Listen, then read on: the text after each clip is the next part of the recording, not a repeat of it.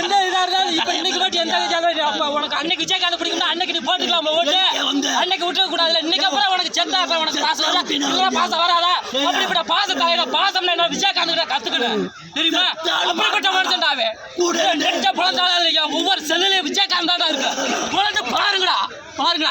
இப்ப எல்லாம் வராதிங்க.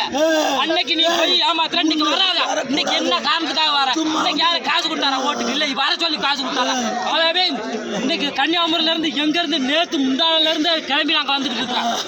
ஐயோ தலைவனை மிஸ் பண்ணி இன்னைக்கு உடம்பு சரியில்லைன்னு போச்சு. அன்னையில இருந்து தூக்கம் இல்ல பட்னி இல்ல எல்லாம் அப்படி செத்து இன்னைக்கு ஏன் வாரியா வராம கூட இருக்கலாம். சரி கேப்டன் சம்பாரிச்சு இவ்வளவு போடலாம்ல. அப்ப கேப்டன் நிறைய சம்பாரிச்சிருக்காரு. அப்ப யாரு தப்பு பண்ணா? மக்கள். மக்கள் எங்க கூட்டணி வைக்கட்டும் பிடிக்காம இருக்கட்டும். ரசிகரா இருக்கட்டும் தொண்டரா இருக்கட்டும். உனக்கு பிடிச்ச ஓட்ட போட வேண்டியதான போட்டுக்கலாம்ல. இன்னைக்கு இவரை காப்பாத்திருக்கலாம் அந்த மக்கள். இன்னைக்கு இந்த நிலைமை ஆகி போச்சா? கூட இன்னைக்குமே மாறாத துறமுட்ட எங்களால உண்மை தொண்டை இருந்தா தலைவனுக்கு போயிருக்க மாட்டாரியா?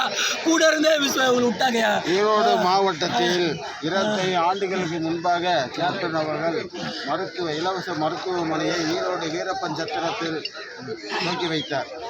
அப்படிப்பட்ட தலைவனை மருத்துவத்தில் மக்களுடைய எண்ணங்களை பிரதிபலிக்கிற தலைவனை இன்றைக்கு இழந்திருக்கிறோம். அரசியல்வாதிகள் அவர்